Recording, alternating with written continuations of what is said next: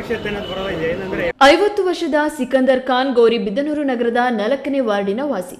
ಬೀದಿ ದೀಪದ ಕಮಾನು ಬಿದ್ದು ಮೃತಪಟ್ಟಿರುವ ವ್ಯಕ್ತಿ ಎಂದು ಗುರುತಿಸಲಾಗಿದೆ.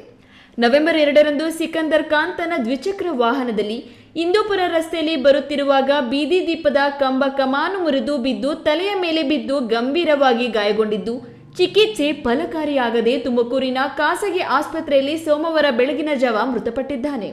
ನಗರಸಭೆಯವರ ನಿರ್ಲಕ್ಷ್ಯದಿಂದ ಈ ಅವಘಡ ಸಂಭವಿಸಿದೆ ಎಂದು ಮೃತನ ಕುಟುಂಬಸ್ಥರು ಹಾಗೂ ಮುಸ್ಲಿಂ ಮುಖಂಡರು ಗೌರಿಬಿದನೂರು ನಗರಸಭೆಯ ಮುಂದೆ ಶವವಿಟ್ಟು ಪ್ರತಿಭಟನೆ ನಡೆಸಿ ಮೃತನಿಗೆ ಸರ್ಕಾರದಿಂದ ಪರಿಹಾರ ನೀಡುವಂತೆ ಒತ್ತಾಯಿಸಿ ಪ್ರತಿಭಟನೆ ನಡೆಸಿದ್ದು, ಮೃತನ ಕುಟುಂಬದ ಸದಸ್ಯರಿಗೆ ನಗರಸಭೆಯಿಂದ ಕೆಲಸವನ್ನು ಕೊಡಬೇಕು ಹಾಗೂ ಸರ್ಕಾರದಿಂದ ಸೂಕ್ತ ಪರಿಹಾರವನ್ನು ನೀಡುವಂತೆ ಆಗ್ರಹಿಸಿ 1 ಗಂಟೆಗೂ ಹೆಚ್ಚು ಕಾಲ ಪ್ರತಿಭಟನೆ ನಡೆಸಿದರು.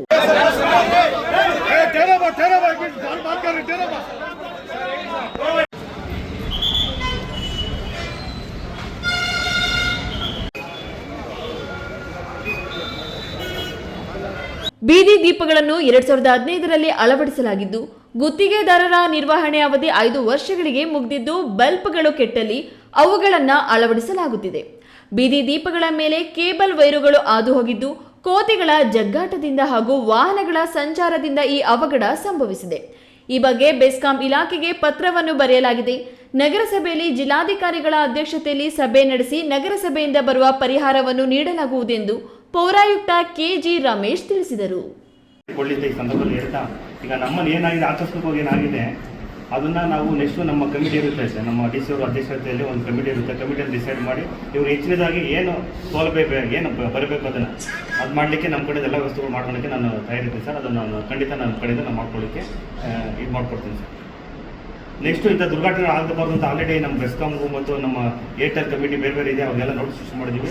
ಈಗ ನಮ್ಮ ಚಾಲಿ ಸಾಹೇಬರು ಹೇಳಿದಂಗೆ ನಾವು ಆಲ್ರೆಡಿ ಇನ್ನೊಂದು ರೌಂಡ್ ಅವ್ರನ್ನ ಕರೆದು ಮಾತಾಡಿ ಇಮಿಡಿಯೇಟ್ ಡಿಸ್ಕನೆಕ್ಟ್ ಮಾಡಿ ಇನ್ನೊಂದ್ಸರಿ ಓವರಾಲ್ ಕ್ರಾಸ್ ಚೆಕ್ ಮಾಡಿಸಿ ನೆಕ್ಸ್ಟು ಇಂಥ ದುರ್ಘಟನೆಗಳು ಆಗಬಾರ್ದು ಅನ್ನೋ ರೀತಿಯಿಂದ ನಾವೆಲ್ಲ ವ್ಯವಸ್ಥೆಗಳು ನಮ್ಮ ನಗರಸಭೆಯಿಂದ ಕೈಗೊಳ್ತೀವಿ ಸರ್. ವೃತ್ತ ನಿರೀಕ್ಷಕ ವಿ ಅಂಜನ್ ಕುಮಾರ್ ಮಾತನಾಡಿ, ಈಗಾಗಲೇ ನಗರ ಪೊಲೀಸ್ ಠಾಣೆಯಲ್ಲಿ ಪ್ರಕರಣ ದಾಖಲಾಗಿದೆ. ಈ ಬಗ್ಗೆ ತನಿಖೆಯನ್ನು ಸಹ ಪ್ರಾರಂಭಿಸಲಾಗಿದ್ದು, ನೀವು ಮತ್ತೊಂದು ದೂರನ್ನು ನೀಡಿ ಕಾನೂನು ರೀತಿಯ ಮರಣೋತ್ತರ ಪರೀಕ್ಷೆ ನಡೆಸಿ ಸೂಕ್ತ ಕ್ರಮವನ್ನು ತೆಗೆದುಕೊಳ್ಳಲಾಗುವುದು ಎಂದು ತಿಳಿಸಿದ ಬಳಿಕ ಪ್ರತಿಭಟನೆಯನ್ನು ಕೈಬಿಟ್ಟರು. ಮೃತರ ಕುಟುಂಬಸ್ಥರ ಆಕ್ರಂದನ ಮುಗಿಲು ಮುಟ್ಟಿತ್ತು. ನಗರಸಭಾ ಮಾಜಿ ಸದಸ್ಯರು ಹಾಗೂ ಮುಸ್ಲಿಂ ಮುಖಂಡರುಗಳು ಮೃತರ ಕುಟುಂಬಸ್ಥರು ಪ್ರತಿಭಟನೆಯಲ್ಲಿ ಭಾಗವಹಿಸಿದ್ರು. Pradeep, E news TV, Gauribidanur.